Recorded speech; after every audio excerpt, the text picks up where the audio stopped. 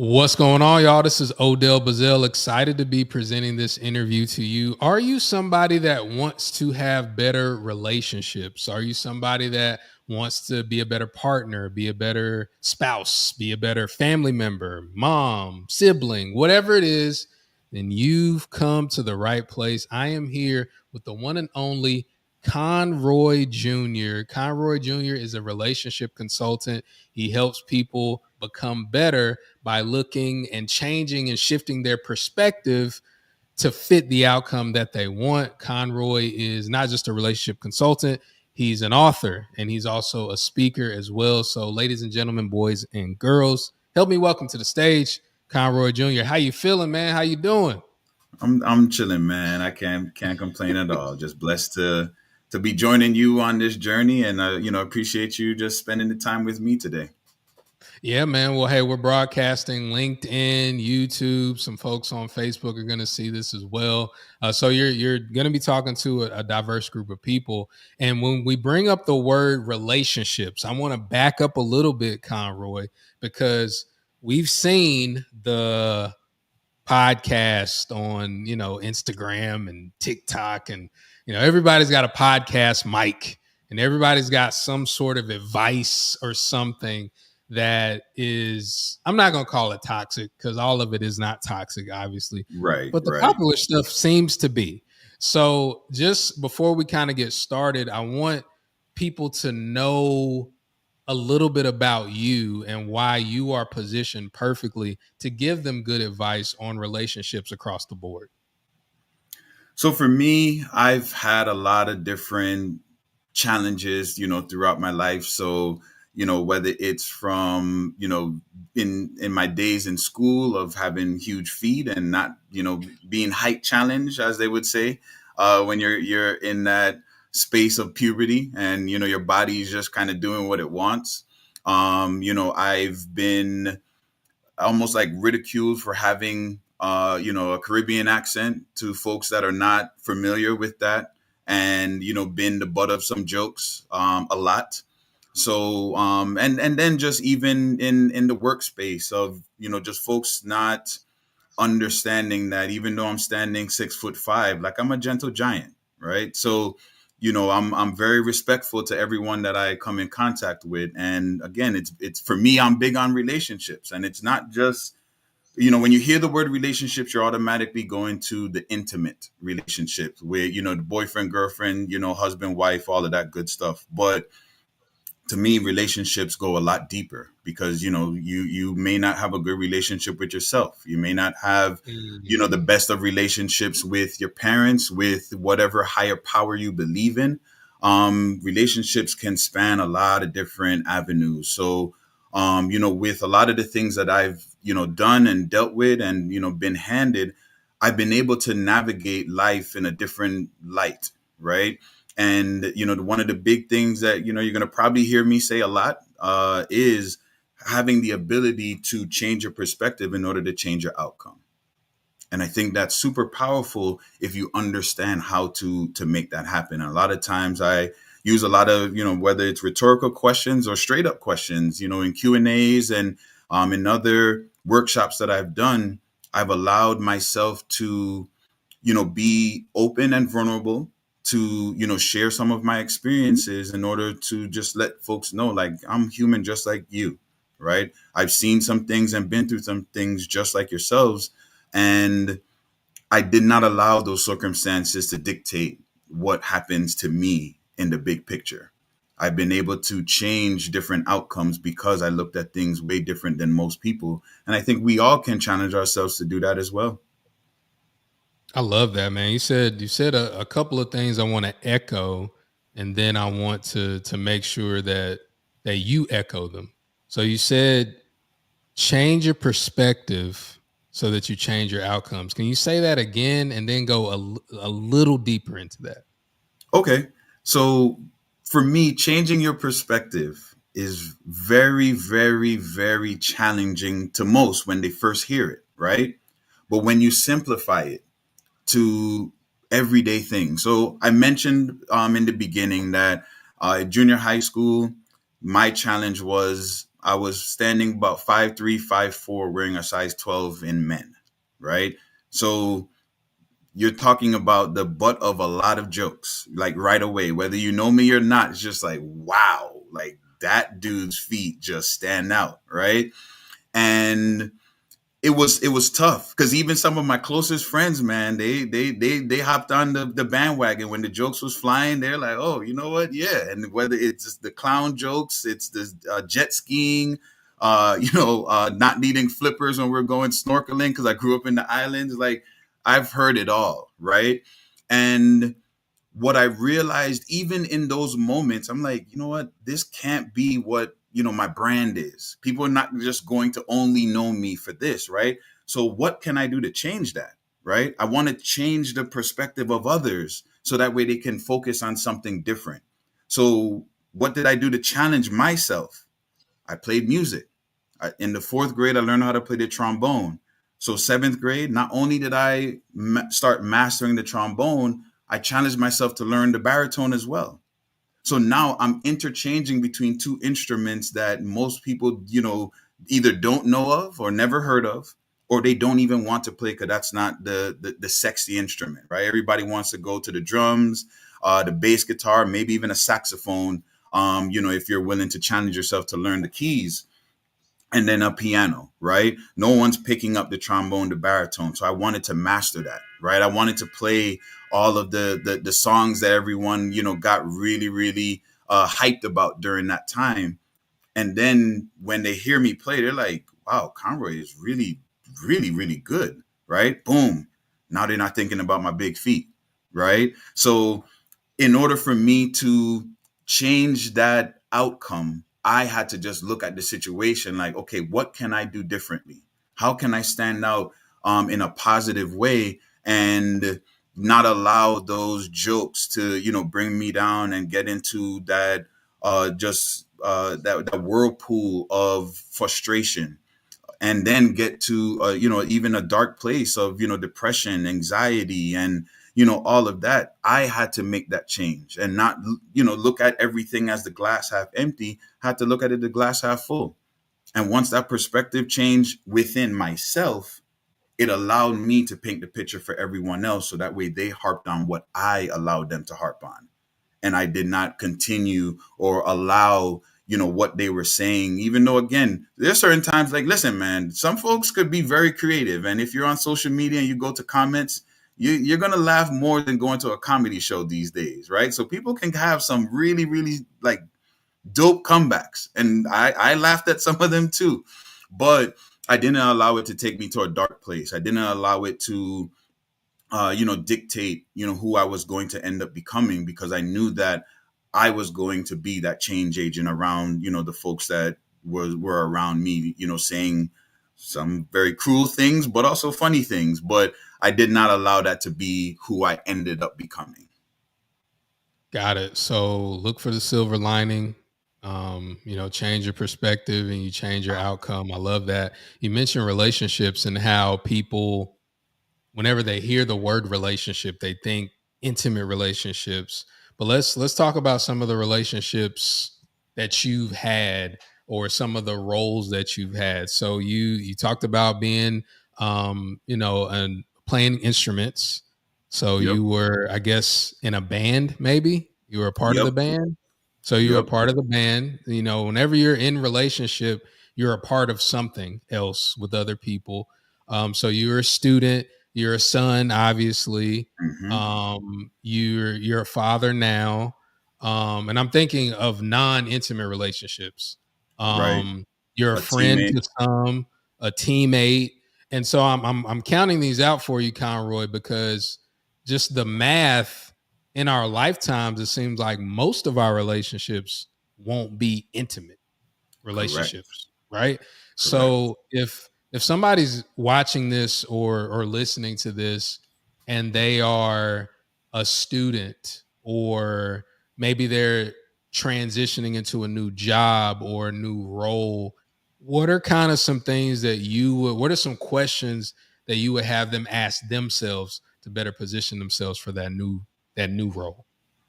So actually, you mentioned, students, and a lot of the folks that I have, gotten the chance to mentor over the years have been in that, kind of like that college age bracket, right? So that, 18 to about 22, 23 years old. One thing that I've found is, just with a lot of conversation, a lot of Q&A, there are times where we have the wherewithal to question authority. So whether it's questioning our parents, question our professors, our teachers, back in grade school, we'll question our siblings, coaches. Sometimes we'll even question God or whatever higher power you believe in, right? But when do we take time to question ourselves? Mm. Right? So sometimes we could be trying to figure out, like, oh, I need X, Y, and Z. I need this person to make me happy. I need this person to see things clearly. I need this. I need that. Why do you need all of those things? Why can't you find that within? Why can't you take that deep dive to learn about yourself? Find out, what is it that makes me tick? What is it that makes me happy? What is it that gets me super excited? What is it that, kind of ticks me off? What is it that really gets under my skin? Do we ever sit down and question ourselves? And a lot of the times the resounding answer is no. Because half the time we're not taking that opportunity in our quiet time, to really figure out what is it that is important to us. What is our goals? What are some of our dreams? Like, we would only answer those questions if it's a project in your English class, right? We probably don't even do that, huddled around as friends. Like, we'll just talk about what's trending on social media. But are we really challenging our even our own friendships of just saying, hey, what do you want after you graduate college? What are you looking for? What's important to you? Right? We need to do more of that in order for us to really navigate those prime years. Like, we don't get those back. We don't ever age backwards. We're going to always go forward, right? So we need to make sure that we're putting ourselves in a position to have that type of success that we're looking for, and whatever success means to you. Because a lot of the times we're going off of the success, what other people are saying, but those other people are not living your life. Those other people are not in your shoes. Those people are not in your body. They're not in your head, and they're not in your heart. You're the only one that can navigate and steer that ship as if you're a captain, right? That's what we need to, be a lot more mindful of, and question ourselves, so we could be the best version of ourselves. Because again, if we don't have a good relationship with us, with our own skin, right? How is it that you're going to be a good roommate?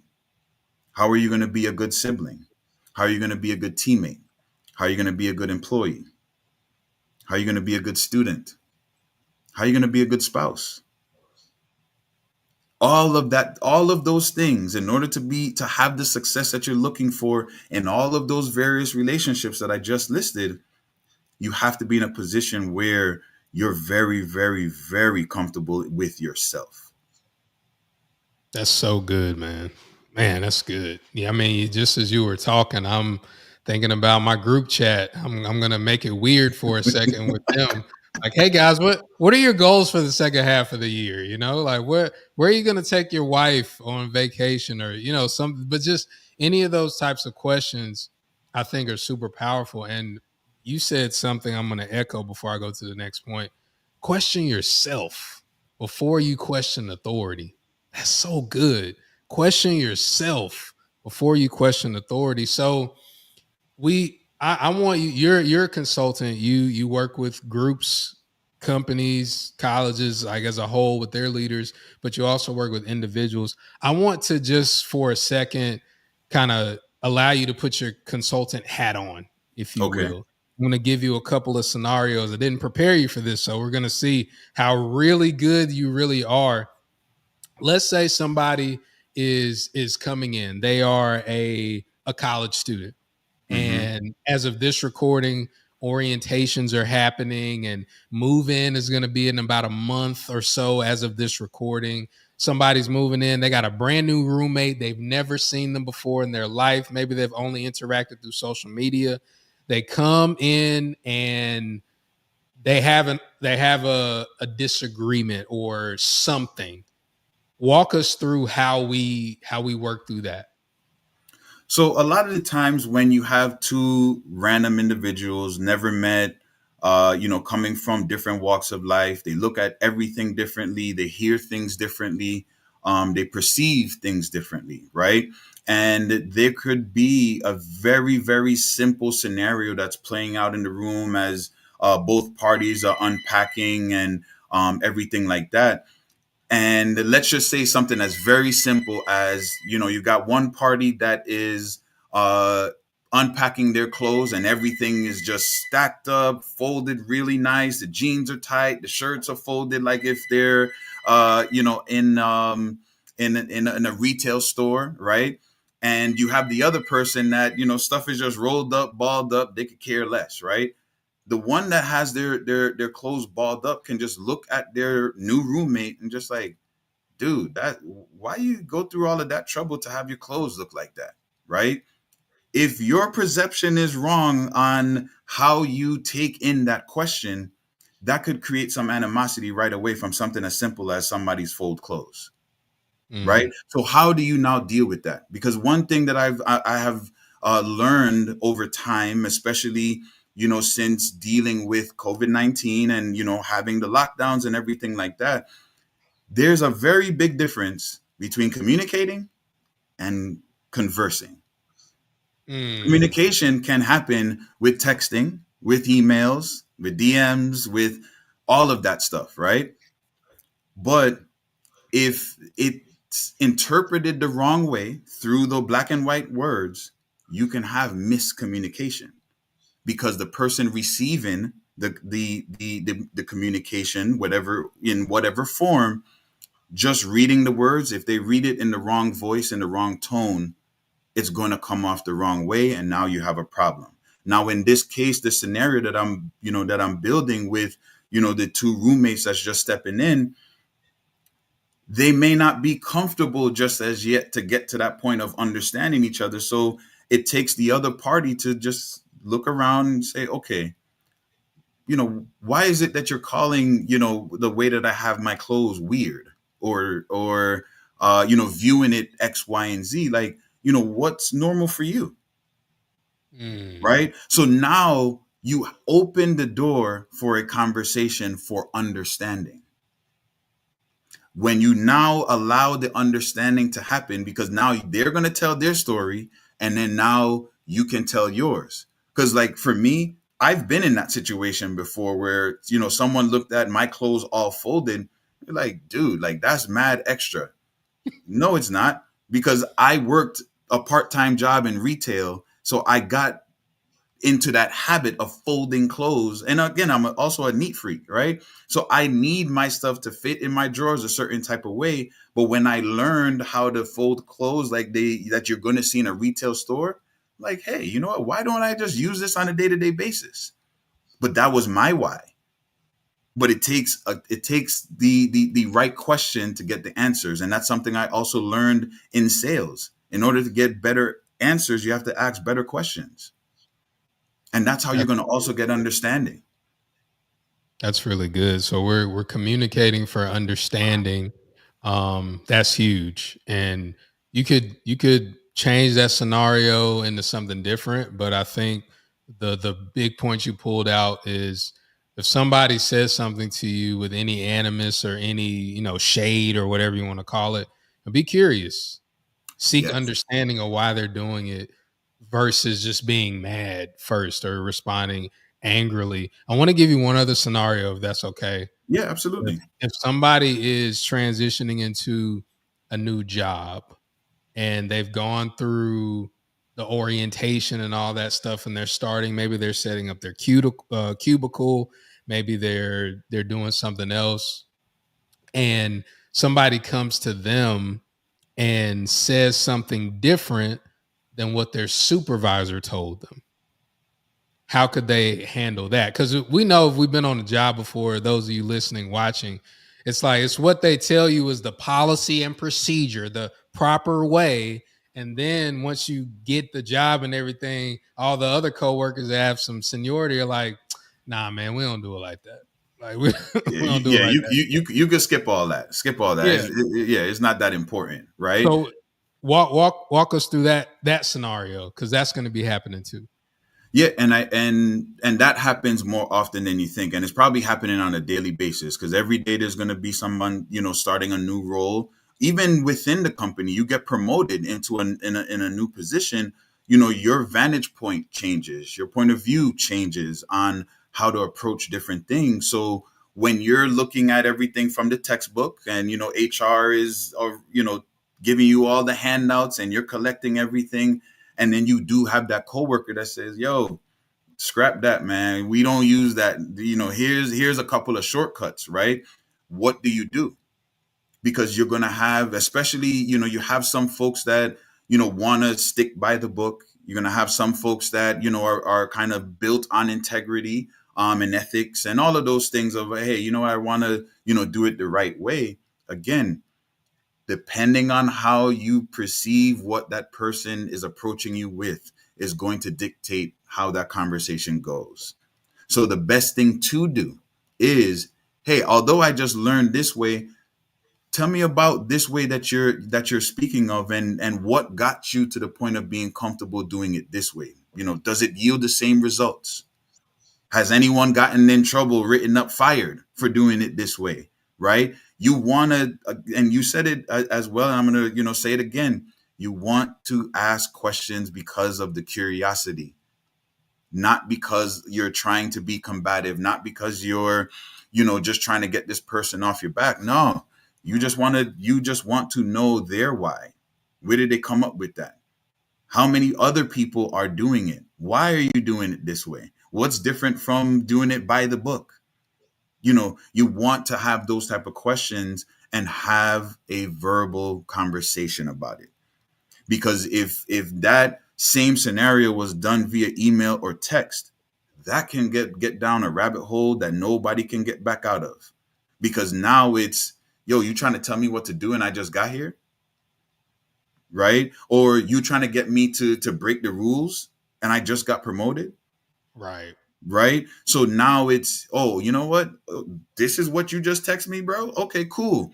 Taking this to HR, and now everything got blown out of proportion, right? So all of those different scenarios, they happen in the workplace, right? And if especially if you're just graduating college, it's your first corporate job or just job in general, you're going to have those butterflies. You're going to feel like you need to walk on eggshells, but you're also going to feel like, I want to have some allies.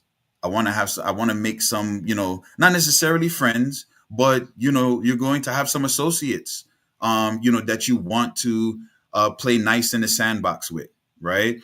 You don't want to come off as that gal or that guy, and that in air quotes, because you can, fill in the blanks as you may, but you don't want that. So how do you avoid that?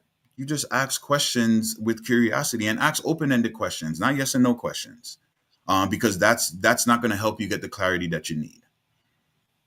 That's amazing. I'm just picturing you like with a group of leaders, whether they be executives and y'all are at the boardroom and they're giving you scenarios and you're saying, hey, consider this, or coming up with a bank of questions that they can ask, which is really, really good. So if you're somebody listening, somebody watching, and you could use a consultant to come in and help, ease some of the tension with all the things going on, make sure that you look up Conroy. And Conroy, before we let you go, you're working on another book. You're already author, already have a book.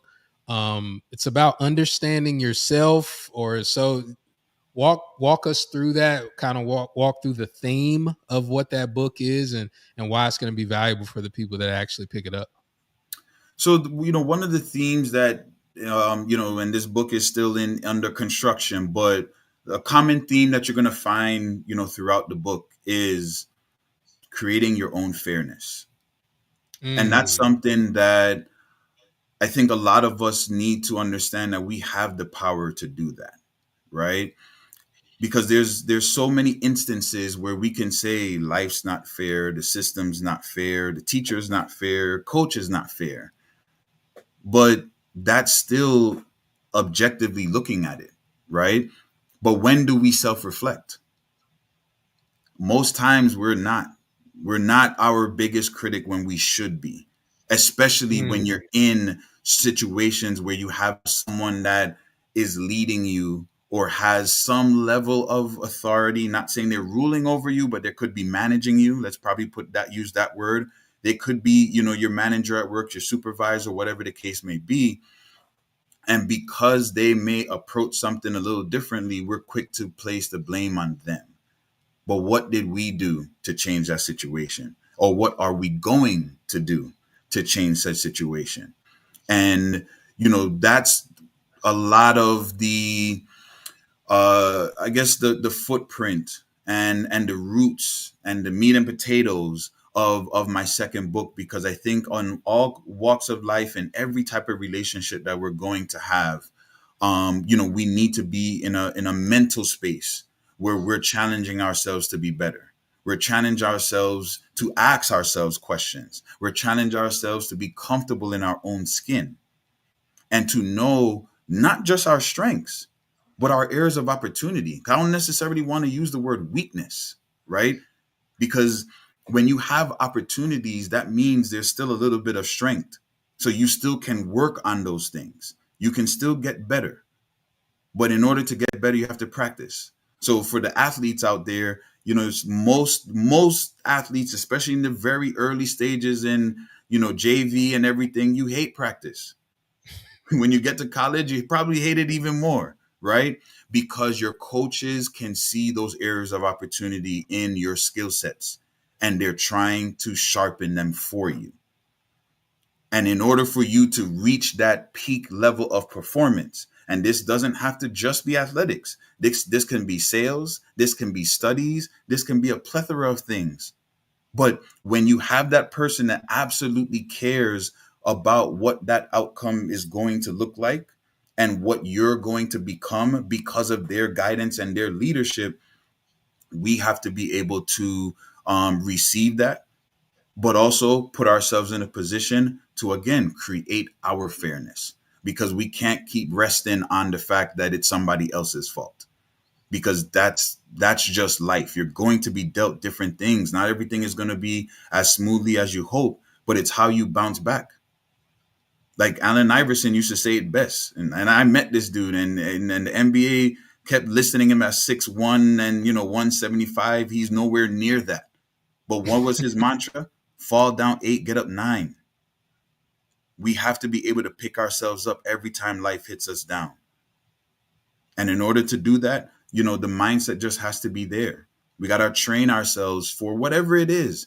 You can be an artist, you can be a doctor, you can be a football player, you can be a musician, you can be a gamer. We all have opportunities to be our better selves. We all have opportunity to be the best at whatever it is that we set our minds to. But if we're not in the mind space of challenging ourselves and questioning ourselves and being comfortable in our own skin, we're not going to reach the potential that we have. That's big time, man. That's a big time thing. So you got to understand yourself, create your own fairness. I think in the midst of everything that's going on outside in the political landscape in different places, I think that'll be a powerful message. Conroy, if people want to hire you to be a consultant for them, for their group, or even if you do individual things, where's the best place for them to contact you and reach out? So right now, you can definitely reach out to me on Instagram at conroy.junior.speaks. I'm also on LinkedIn at Conroy Hosier Jr., and that's Hosier, not Hosier the singer with a Z. Um, and then, also, if you wanted to email me as well, very similar to my Instagram handle, conroy.junior.speaks@gmail.com. And, whether it's in person, which I prefer, because I think, most people tend to be comfortable with asking more questions in person than, virtually. Because sometimes that virtual Q&A probably only has one, maybe two questions, but then in person you can have some questions just turn into just an ounce of knowledge that somebody else needs, and it's just a lot more impactful. So, but whatever the need of the business, the school, the individuals, the fact of being versatile is something that I enjoy being, because I get this from my dad. I'm flexible like a rubber band. So however you need me to hold things together, I got you. I love it. I love it. Ladies and gentlemen, you have heard the amazing advice of the relationship consultant, Conroy Junior. Make sure you reach out to him and help create a better life and a better perspective for you. Y'all know how we do. See y'all at the top, not from the top. Take care.